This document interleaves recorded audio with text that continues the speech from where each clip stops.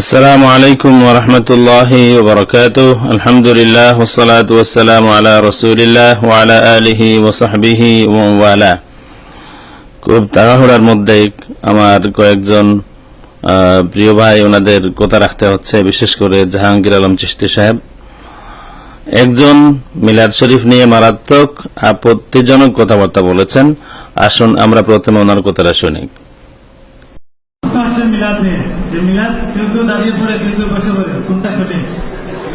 মিলাদ মানে মদ এক নিঃশ্বাসে খাবে না একবারে খাবে, কোনটা যায়?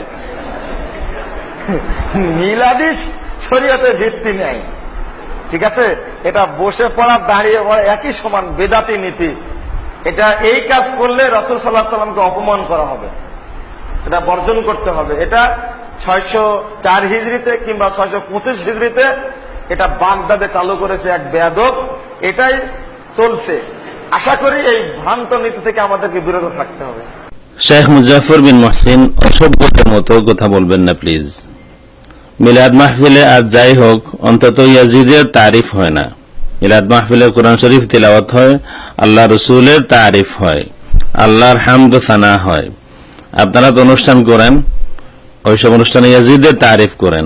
আমরা ইতিপূর্বে প্রমাণ দিয়েছি। নিজে জানেন না, নিজের মধ্যে মূর্খতা আছে, একটা কথা বলে দিলেন।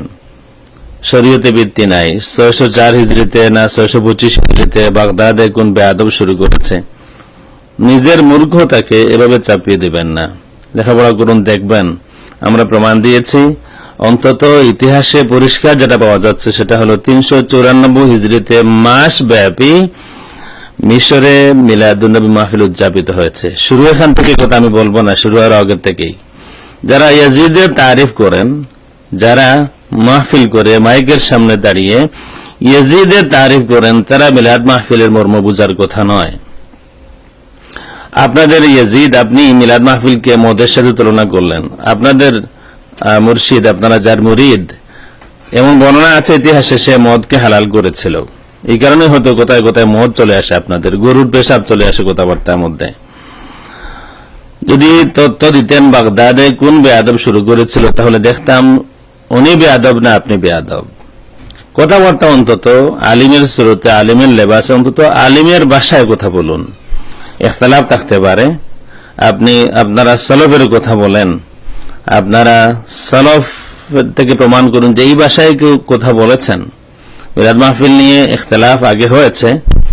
একজন ইমাম পাওয়া গিয়েছে যিনি লিখেছেন, তাজউদ্দিন ফাকিহানি, তিনি বলেছেন আমি জানি না এই ব্যাপারে, কিন্তু আমরা এই সম্পর্কে বিস্তারিত বলেছি। আমাদের ওয়েবসাইট আছে ahlussunnahmedia.com, স্ক্রিনে আপনারা নাম দেখতে পারেন ahlussunnahmedia.com, এখানে গেলে আপনারা বিস্তারিত পাবেন। মিলাদ মাহফিল শুরু হয়েছে, মূলত এই মাজালিসগুলি শুরু হয়েছিল ঘরে ঘরে। যখন আপনাদের মুর্শিদ ইয়াজিদ যখন ক্ষমতায় আসে, ইয়াজিদিরা যখন ক্ষমতায় আসে, ওই সময় যখন মিম্বরে মিম্বরে, শহরে শহরে, দেশে দেশে জুমার খুতবাতে আহলে বাইতের সাদাত کرام যারা আছেন, সাইয়েদনা আলী রাদিয়াল্লাহু তাআলা আনহু বিশেষ করে, ওনাকে গালাগালি করা হতো। যখন সাদাত کرام মসজিদে জুমান খুদ মসজিদে নববীতে ইমাম হাসান রাদিয়াল্লাহু তাআলা আনহু জুমার নামাজটা ঠিকমতো আদায় করতে পারতেন না, ওই সময় ঘরে ঘরে এই মাজালিসগুলো শুরু হয়েছিল। আদব রেখে কথা বলুন, মানুষকে ভালো কিছু শিখবার সুযোগ দেন। কারোর সাথে আপনার বিরোধ আছে, ইসলামে আদাবুল হিওয়ার নামে একটা কথা আছে, ইসলামে সমালোচনা আছে, ইখতিলাফ আছে, বিরোধিতা আছে, কিন্তু ভাষাটা যেন শালীন হয়। মানুষ যেন এই কথা না বলে আলিমরা অশালীন ভাষায় কথা বলে, আলিমের সুরতে মানুষ অসভ্য ভাষায় কথা বলে। অন্তত সভ্যতার পরিচয় দিন, কথা বলুন, ইলমি কথা বলুন, দলিল পেশ করুন।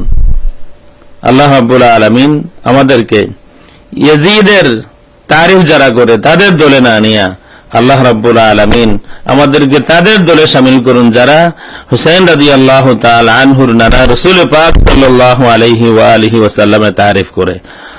আমিন। ওয়াসসালামু আলাইকুম ওয়া রাহমাতুল্লাহি ওয়া বারাকাতুহু।